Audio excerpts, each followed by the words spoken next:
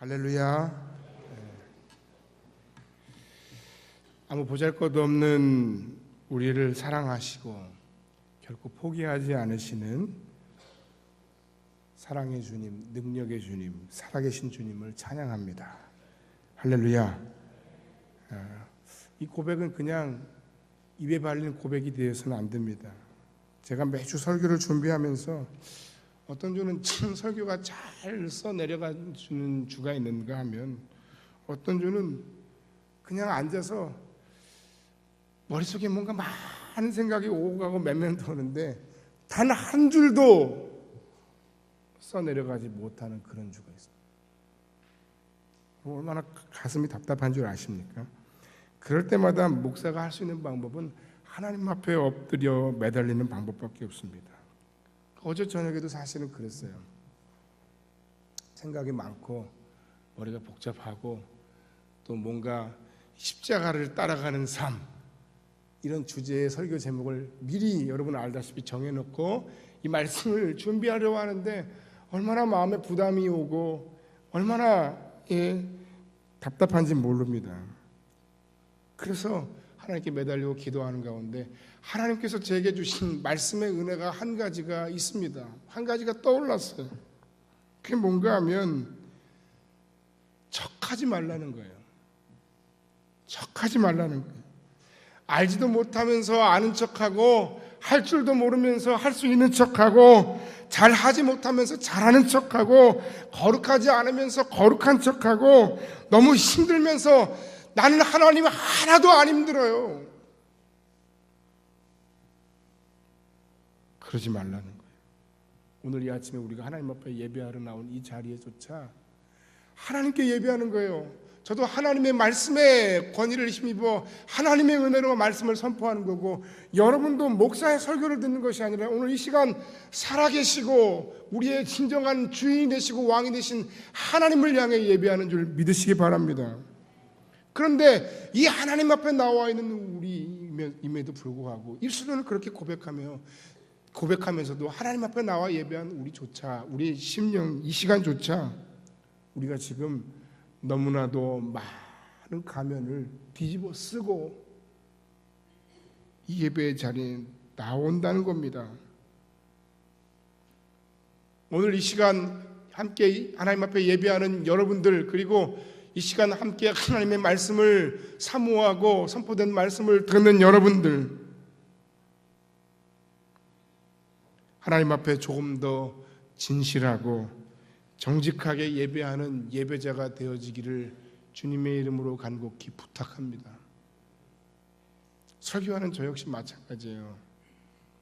제가 깨달았다는 게 그거예요. 고백하고 기도하고 고민하면서 매달리면서 깨달았던 거, 척하지 말라는 게 무슨 얘기냐? 늘 언제나 하나님 은혜로 근근히 버텨오는 제가 목사가 어느 날 설교를 조금 잘했다고 성도들이 목사님 말씀에 은혜 받았어요, 그렇게 얘기하니까 원래 자기가 설교를 잘하는 줄 착각을 했다는 겁니다. 그러니까 부담스러운 거예요. 뭐가 부담스러워요? 잘해야 되는데.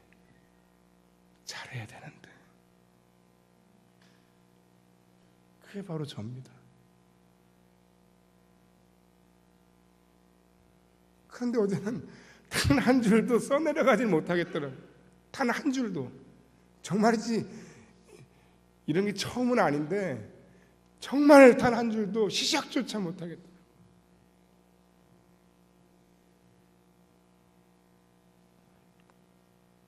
그래서 한 줄도 써내려가지 못하는 저에게 성령께서 깨닫게 해주신 것이 뭡니까? 바로 그거예요. 척하지 말라는 거예요. 착각하지 말라는 거예요.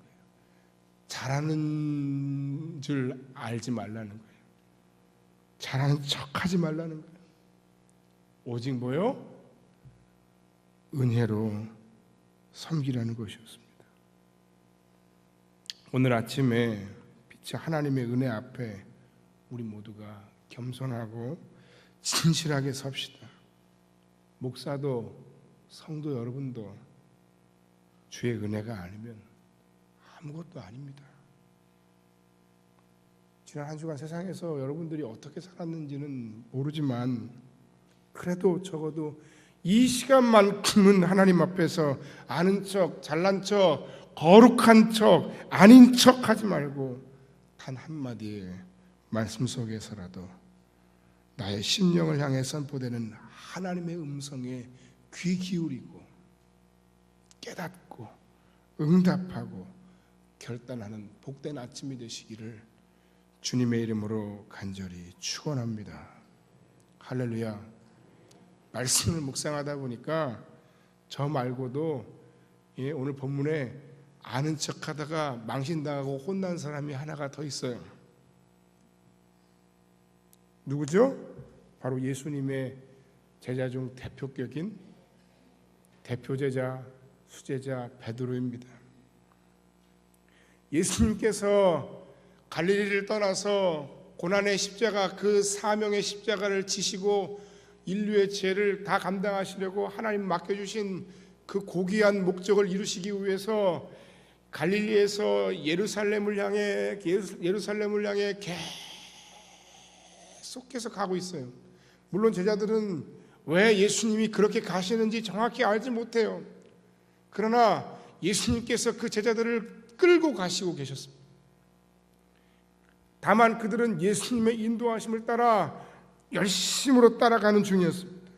그러던 중에 예수께서 빌립보 가이사라라고 하는 굉장히 아름다운 황제의 휴양지에서 그 제자들에게 허름한 자신의 모습과 비교되는 그곳에서 제자들에게 묻습니다.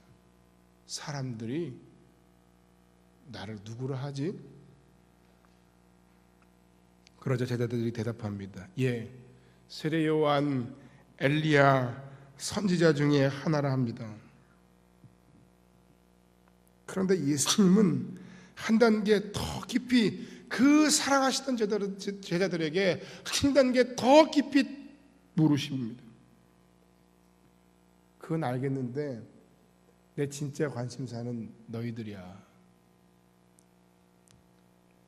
제자인 너희들은 그러면 나를 누구라고 고백하느냐? 이제까지 그들은 예수님의 수많은 이적을 보았고 권위 있는 천국의 말씀들을 들었으며 날마다 10년이 넘는 가까운 그 시간 동안 밤낮 주님과 동행하고 수행하면서 주님과 동고동락하면서 주님을 곁에서 지근거리에서 모셨던 사람들입니다. 예수께서는 그런 그 제자들의 신앙의 상태를 그들의 고백을 통해 듣고 싶으셨고 확인하고 싶으셨습니다. 왜냐하면 예수께서 그 힘든 사역의 과정 속에서 그 제자들을 여기까지 끌고 가는 데는 이유가 있었기 때문이에요. 왜 예수님께서 고난을 받으시는지조차 알지 못하는 그 제자들을 왜 예수님은 끝까지 따라오도록 훈련시키며 거기까지 오게 하셨을까요? 그만한 이유가 있었어요. 그것은 앞으로 그들을 통해 세워질 주님의 몸된 교회를 위한 지도자들로 그들을 훈련하시기 위함이었습니다. 그때 주님의 제자 중에 대표격인 베드로가 대답을 합니다. 본문에 보니까 뭐라고 말씀했죠? 주는 그리스도이십니다. 당신은 왕이십니다. 당신은 진정한 메시아이십니다. 당신은 우리가 고대하던 진정한 구원자이십니다. 라고 고백했습니다. 여기까지는 너무 좋았어요. 너무너무 훌륭한 답이었어요. 나무랄 것이 없는 대답이었어요. 오죽하면 예수님께서 이 제자들에게 너희는 나를 누구라 묻느냐는 이 장면과 똑같은 평행 구절인 마태복음 16장에 의하면 그 뒤에 더 구체적인 내용이 나오죠. 여기에 덧붙여서 바요나 시몬아 내가 복이 있도다. 이를 내게 알게 하니는 혈육이 아니요 하늘에 계신 내 아버지시니라. 너는 베드로라. 내가 이 반석 위에 교회를 세우리니 음부의 권세가 이기지 못하리라. 내가 너에게 천국의 열쇠를 주겠다. 이렇게까지 축복하시며 말씀하시지 않습니까? 그런데요, 문제는 거기까지였다는 거예요. 여러분, 우리가 아는 데까지 신앙생활하는 겁니다. 여러분, 우리가 말씀의 은혜를 받은 데까지 신앙생활하는 겁니다. 여러분, 우리가 깨달은 데까지 신앙생활하는 겁니다. 베드로의 깨달음은 거기까지였어요. 거기까지였어요. 예수께서 그를 축복하신 후에 더 계속해서 말씀하십니다. 인자가 많은 고난을 받고 제사장과 서기관과 그리고 바리새인들에 의해서 십자가에서 죽임을 당하고 사흘 만에 살아나야 할 것이다 라고 말씀하셨습니다. 그 말씀이 떨어지기가 무섭게 베드로는 주님께 오늘 본문에 보니 항변했다는 겁니다. 따져 물었다는 거예요. 왜 따져 물었을까요? 왜 따져 물었을까요? 왜냐하면 그것은 자신이 기대하고 자신이 알고 있는 메시아가 아니었기 때문입니다. 여러분, 하나님의 교회가 뭔가 하나님의 뜻을 따라 무언가를 해야 되겠다라고 이야기하고 뭔가 우리가 그 거룩한 사명을 감당해야겠다라고 얘기하는데 우리의 마음 가운데 왜 자꾸 거부감이 드는 걸까요? 왜냐하면 그것은 하나님의 교회를 향한 하나님의 뜻을 우리가 온전히 다 알지 못하기 때문입니다. 알긴 아는데 한쪽만 아는 거예요.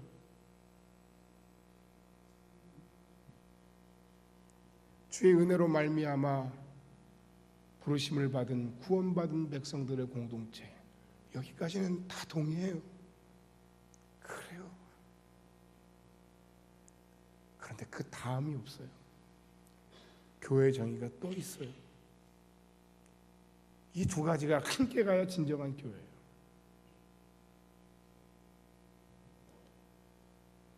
주의 은혜를 받은 백성들, 주께서 맡겨주신 사명을 위해 세상으로 보냄받은 사람들의 모임, 그것이 또한 교회입니다.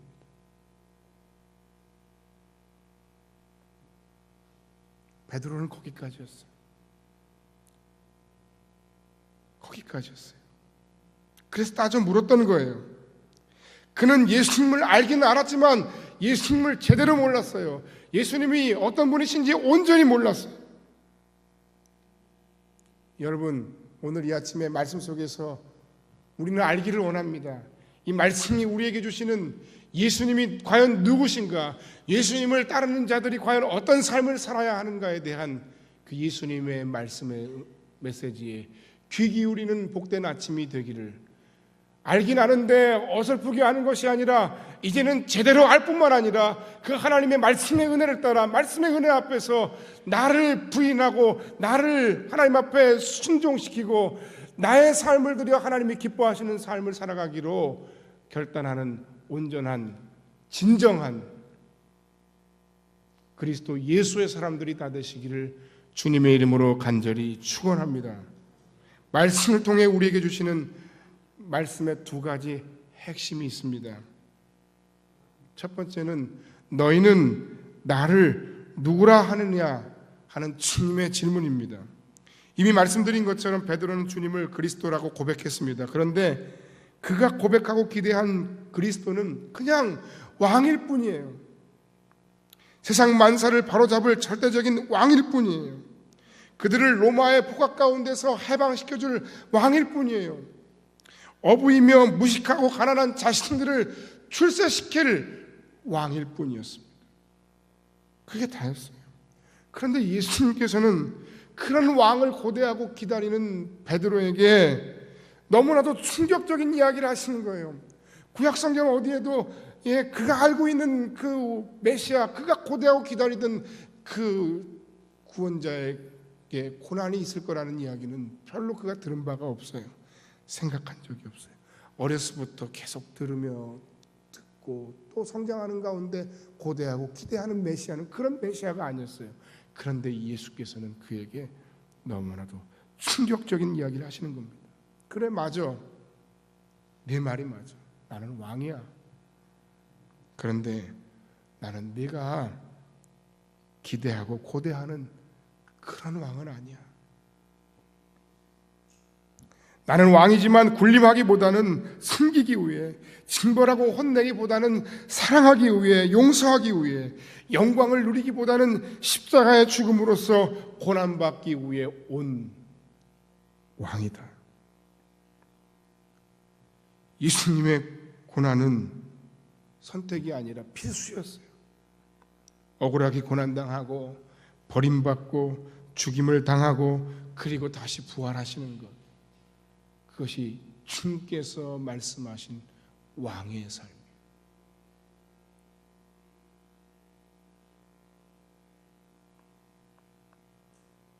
한마디로 예수님은 우리를 위해 고난의 십자가를 지신 왕이셨어요. 여러분이 만약 그 당시에 베드로였다면 어떤 반응을 보였을까요? 여러분이 만약 베드로였다면 그 당시에 주님의 말씀을 들으며 마음속에 의심을 하거나 혹은 항변하지 않았을까요? 지금도 우리는 이 예수님의 십자가의 사건의 전말을 모두 다 몽창 다 알면서도 이 이야기가 제대로 이해가 되지 않을 때가 있지 않습니까?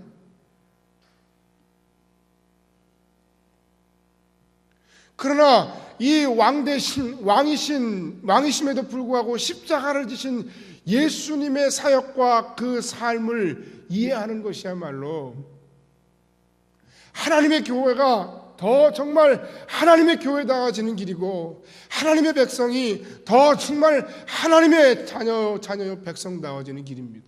오늘날의 교회가 세상 가운데 군림하려 합니다. 오늘날의 교회가 세상 속에서 많은 사람들 가운데서 왕이 되려 합니다.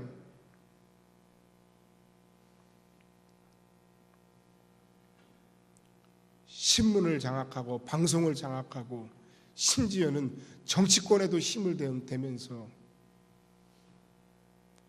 권력을 탐합니다.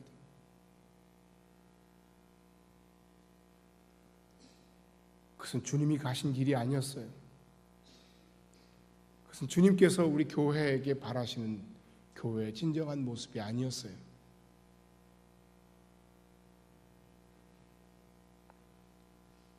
그러나 한번 들어보세요.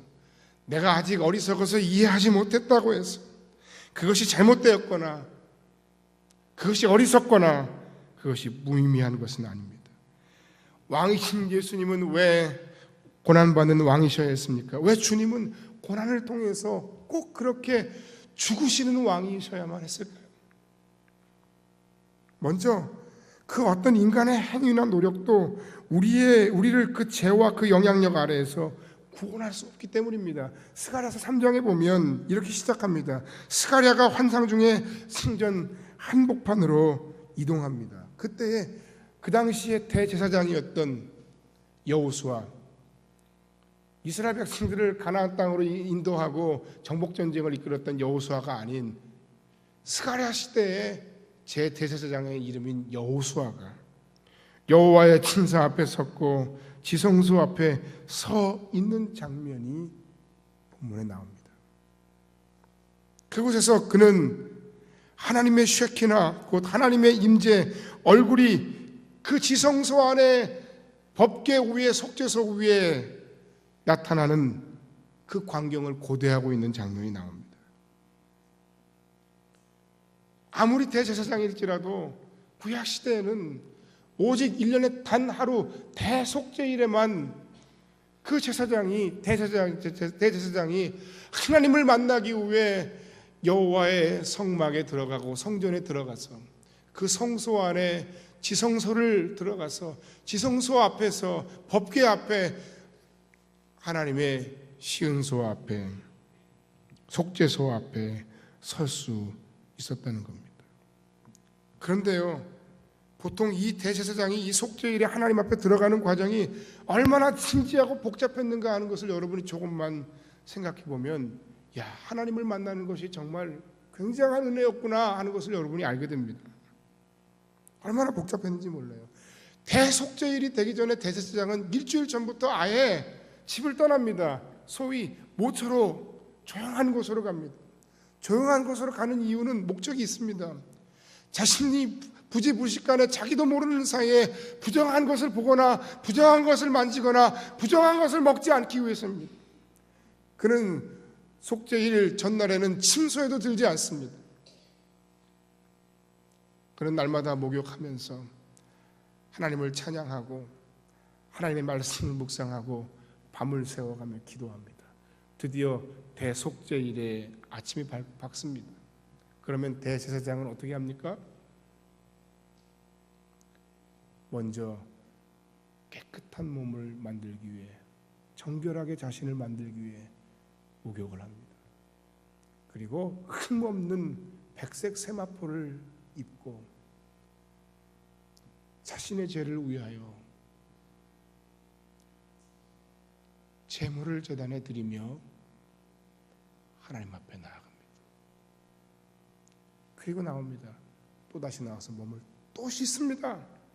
그리고 흠없는 세마포를 또다시 입고 이번에는 제사장들의 죄를 위하여 대표로 아버지 앞에 나아가서 제사합니다. 그리고 나와서 또 씻습니다. 씻고 백색 세마포를, 흠없는 세마포를 또다시 새 것으로 갈아입고 이번은 백성들의 죄를 위하여 하나님 앞에 선다는 겁니다. 온 백성이 이 과정을 숨죽여 지켜보았습니다.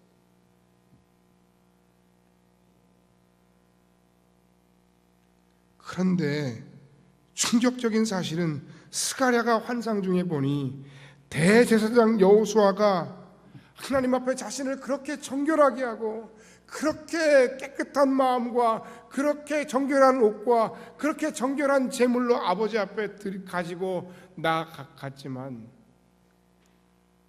스가랴가 환상 중에 본 대제사장 여호수아의 모습은 어떻습니까?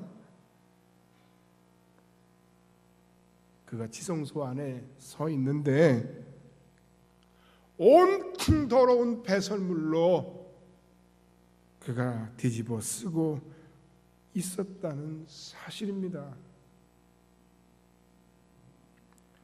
우리가 아무리 착하고 순결해지려고 노력해도 하나님은 우리의 큰 모습이 아닌 우리의 속 중심을 보십니다. 우리의 그 어떤 노력으로도 우리의 마음속의 죄악은 쉽게 사라지지 않습니다. 우리의 죄의 뿌리는 외부에서 오는 것이 아닙니다. 다른 사람들 때문에 내가 죄를 짓는 것이 아닙니다. 성경의 가르침은 그렇습니다. 그 죄의 근원은 내 마음입니다. 내 마음속 깊은 곳 가운데서의 그 죄악의 뿌리가 남아있는 것입니다. 그래서 아무리 정결한 예복을 입고 아무리 정결한 음식을 먹고 구약의 정결 예식을 따라서 자신의 몸을 하나님 앞에 가지고 나온다 할지라도 그는 더럽고 추한 죄인일 뿐이에요. 왜? 그 마음의 죄악이 해결되지 않았기 때문이에요.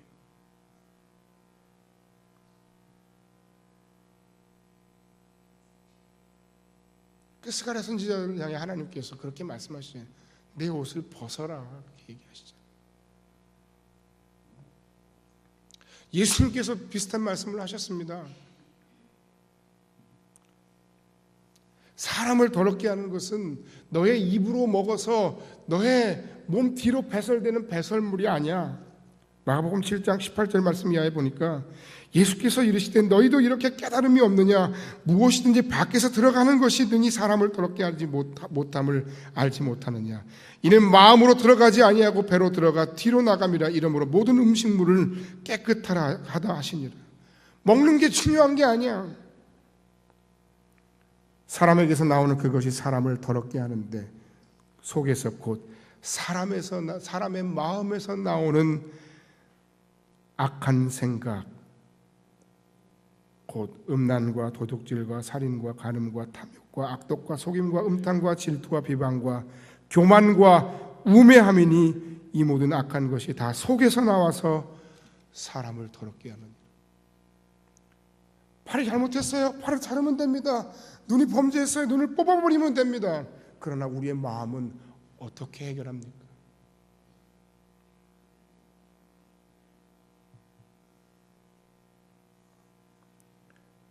내 마음속에서 비롯된 온갖 나쁜 죄악들과 입술의 더러운 열매들, 자기 자신에 대한 지나친 사랑과 자기애, 그리고 자기 중심적인 사고방식과 삶, 이기주의, 이게 우리 모두에게 다 있어요. 이것이 우리 모두의 문제예요. 나의 문제예요. 이 모든 더럽고 추한 자기애와 자기 중심적인 사고방식, 이기주의를 깨뜨리시는 예수님의 방법이 바로 왕이심에도 그가 자신을 죄인처럼 우리에게 주시는 것이었습니다.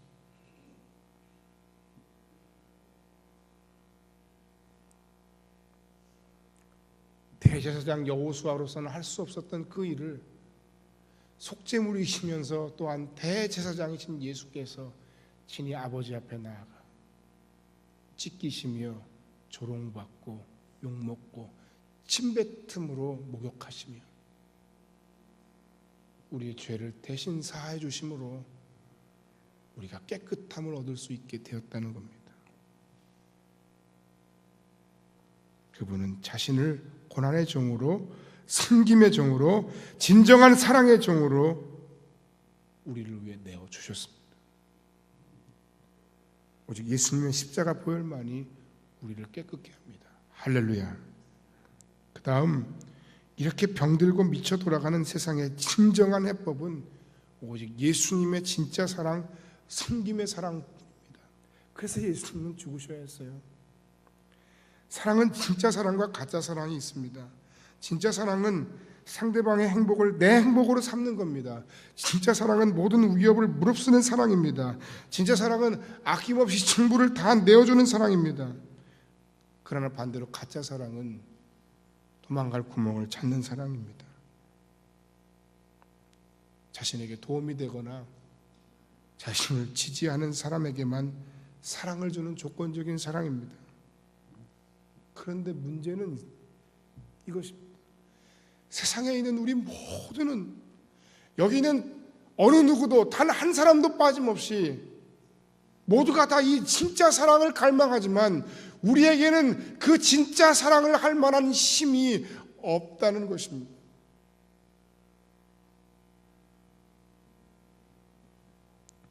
우리의 사랑은 조건적인 사랑일 수밖에 없습니다. 진짜 사랑을 원하지만 정작 나는 그런 사랑을 할 만한 능력이 없는 존재입니다. 오직 예수님만이 가능하십니다. 예수 그분에게만 온전한 사랑을 받을 수 있고, 예수님의 사랑을 받으면 우리는 다른 사랑에 연연하지 않습니다. 상대방이 나를 사랑해 주지 않아도 그를 사랑할 수 있는 힘은 오직 예수님의 진정한 사랑을 힘 있는 방법뿐입니다. 주께서 자신을 내어주신 같이 남편이 아내가 남편을 위해, 부모가 자식을 위해, 지체가 또 다른 지체를 위해, 그리고 아무 상관이 없는 저 교회 건물 바깥에 그 누군가를 위해 우리가 진정으로 사랑하고 섬길 수 있는 힘은 예수님의 사랑과 능력을 힘입을 때에만 가능합니다. 여러분은 예수님을 누구라고 고백하십니까? 각자 개개인의 삶의 경험 속에서 예수님에 대한 개별적인 혹은 다양한 신앙의 고백이 있으실 수 있습니다. 특별히 오늘은 그 중에서 함께 나누는 말씀을 중심으로, 예수님, 당신은 나를 위해 고난의 십자가를 지신 진정한 왕이십니다. 당신의 섬김의 십자가 사랑으로 내 죄가 깨끗하게 되었으며, 당신을 인해 이 사랑 없는 세상에서 진정한 사랑을 알게 되었고 진정한 사랑의 능력을 얻었습니다. 이렇게 고백할 수 있는 복된 주의 날 아침이 되기를 주님의 이름으로 간절히 축원합니다. 말씀의 두 번째 핵심 메시지는 바로 이것입니다. 나를 따라오려거든. 예수님의 섬김의 십자가로 죄사함을 받고 참된 사랑의 능력을 얻은 우리가 가야 할 길은 왕이심에도 불구하고 섬기시며 고난받으신 예수님의 십자가의 길입니다. 예수님 오늘 말씀하시는 겁니다. 나는 십자가의 왕이다. 그런데 나를 따르려면 너희도 십자가를 져야 한다. 이론만 가지고는 안 돼. 머리로만 알고 있는 거 가지고는 안 돼. 너희가 생명을 얻도록 나는 너희를 위해 십자가 위에서 내 생명을 잃었다. 나의 십자가 짐을 통해 너희가 살아나는 것처럼 너희도 나를 위해, 복음을 위해, 그리고 누군가를 살리기 위해 십자가를 져야 한다. 35절에 누구든지 자기 목숨을 구원하고자 하면 잃을 것이요 누구든지 나와 복음을 위하여 자기 목숨을 잃으면 구원하리라. 한때 기독교가 1000만이 넘어 1200만이 된다고 주장하고 좋아하던 시절이 있었습니다. 얼마 안 됐어요. 불과 얼마 전이에요. 기독교는 그 외형을 자랑했어요. 길 가다가 툭 치면 4명 중에 1명은 기독교인이라는 거예요. 근데 그 시절에 사람들이, 믿는 사람들 가운데 혹은 믿지 않는 사람들 가운데 종종 터져 나오는 이야기가 무엇이었습니까? 아니, 기독교인이 이 사회에 4분의 1이나 된다면서 어째서 우리가 사는 이 세상, 이 사회는 아직도 이 모양이지?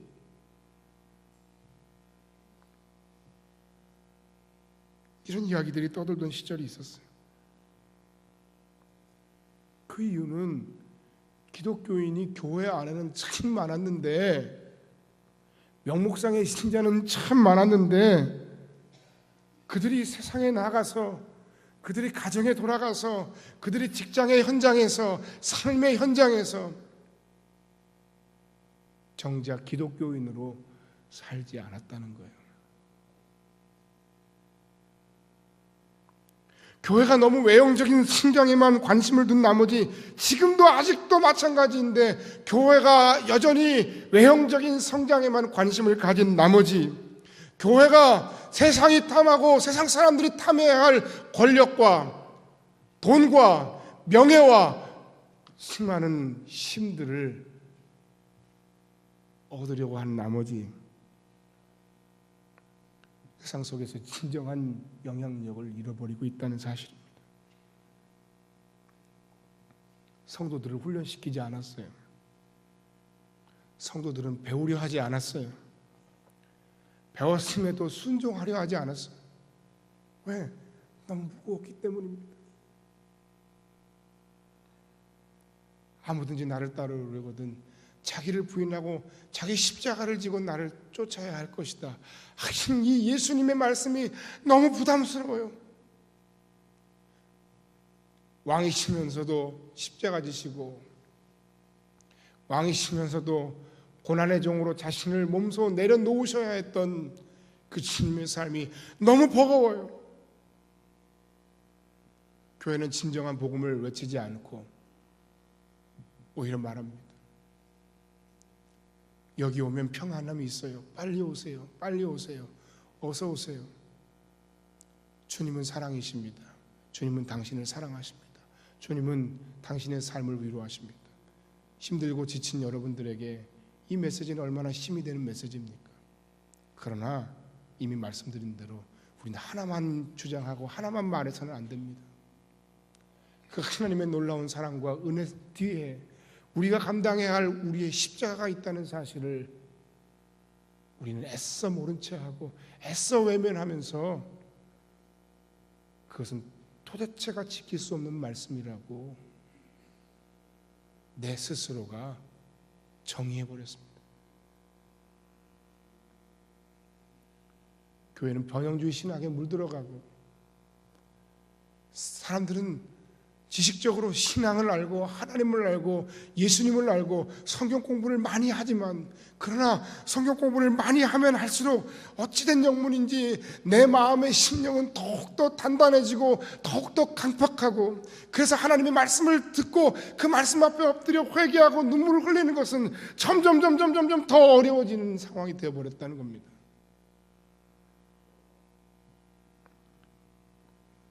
세상 부귀와 성공과 명예욕에 빠져서 사탄이 주는 달콤함에서 헤어나오지 못했습니다. 교회가 너무 교회 안에만 안주했습니다. 너무 아니라고 게을렀습니다. 그래서 예수님의 섬김의 십자가의 본질을 깨닫지 못해서 예수께서 우리에게 보여주신 그 놀라운 사랑과 섬김의 본을, 섬김의 축복을, 섬김의 주도권을, 섬김의 영향력을 이 세상 가운데 잃어버렸습니다.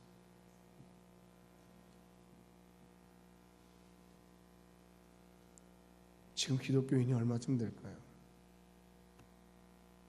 절대로 늘고 있지는 않습니다. 우리 교회는 해마다 조금씩 부흥하고 사람이 늘어날지 몰라도 전체 기독교인의 숫자는 절대로 늘어나고 있지 않습니다. 해마다 매년 모든 교단들이 이구동성으로 계속해서 올해는 몇 %가 감소했습니다. 올해는 몇 %가 감소했습니다.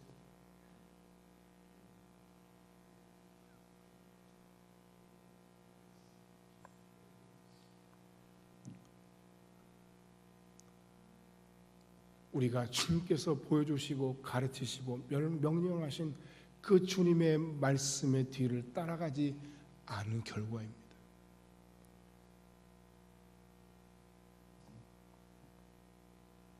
섬기자 하면 왜 섬겨야 하나요? 라고 묻습니다. 지금도 힘들어 죽겠는데 왜 우리가 이런 일들을 감당해야 하는지 모르겠습니다. 라고 불평합니다. 여러분, 주님의 몸된 교회 안에서조차 왜 섬겨야 합니까? 왜 내가 손해봐야 합니까? 왜 내가 부당한 일을 당해야 합니까? 왜 내가 울어야 합니까?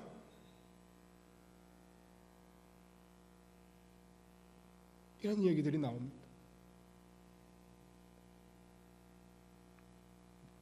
이것이 바로 기독교의 위기고 이것이 바로 교회의 위기인 것입니다. 이것이 바로 여러분의 신앙의 위기인 거예요. 지난 금요일에도 말씀드렸지만 여러분 하나님을 사랑하십니까? 사랑하시는 줄 압니다. 그런데 어떻게 사랑하십니까? 하나님 사랑하는 것과 이웃, 지체, 형제자매를 사랑하는 것을 분리하며 혹시 살아오진 않았습니까? 나는 하나님은 사랑하는데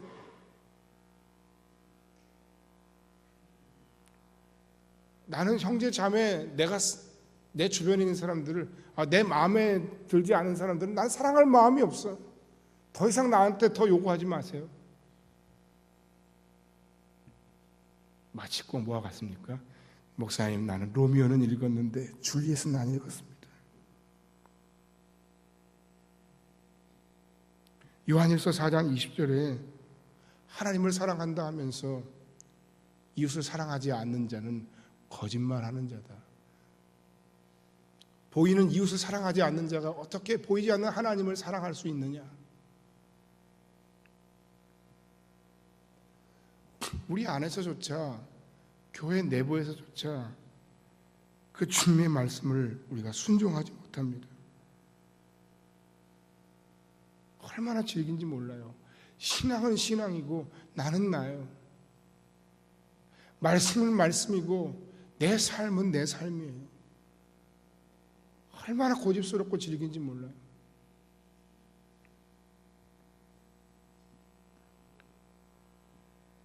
여러분의 사랑의 대상을 혹시 여러분 자신이나 여러분의 가족, 여러분이 소속되어 있는 셀, 여러분 소속되어 있는 성가대, 찬양대, 여러분 소속되어 있는 선교회, 여러분 사랑하는 우리 성음교회만으로만 국한하고 있으십니까? 울타리치고 그것으로 여러분 만족하고 사십니까? 여러분과 맞지 않는 사람들은 여러분의 섬김의 대상에서 혹시 제외하지 않으셨습니까? 이제 우리는 주님 가신 그 길을 따라 주님이 먼저 십자가를 지시고 우리를 위해 고난의 종으로, 섬김의 종으로 섬기신 것처럼, 사랑하신 것처럼 주님의 뒤를 따라 세상적인 영향력과 부귀와 명예를 추구하며 사는 교회가 아니라 이 세상 가운데서 주님 하신 그 삶의 모습과 방법대로 내가 만나는 사람들에게 진정한 예수님의 사랑, 진정한 예수님의 섬김, 진정한 예수 안에서의 사명을 온전히 잘 감당하며 나아가는 그런 저와 여러분이 되기를, 그런 우리 성음교회 공동체가 되어지기를 주님의 이름으로 간절히 축원합니다. 천하를 얻은들 목숨을 잃으면 무슨 소용이 있겠느냐. 말씀을 잘 해석해야 돼요. 이 말씀은 그런 의미예요. 진정한 제자된 사명과 하나님 중심 주시는 상급, 하나님의 사람으로서의 진정한 자아를 잃어버린다면 세상에 그 모든 것을 다 얻은들 무슨 소용이 있느냐. 너희들이 나와 복음 그리고 십자가를 부끄러워한다면 나도 그들을 부끄러워할 것이다. 이제는 내 기준과 방법이 아닌 주님이 원하시는 삶의 방법대로 우리의 진정한 삶의 구원자여 모델이신 예수님의 뒤를 따라 내가 원하고 마음에 드는 사람이 아닌 주님이 바라보시는 영혼에게 진정한 사랑과 섬김으로 주님의 가신 그 십자가의 길을 걸어가기로 결단하는 성음교회 공동체, 하나님의 자녀, 주님의 진정한 제자들이 다 되시기를 주의 이름으로 간절히 축원합니다. 기도하겠습니다.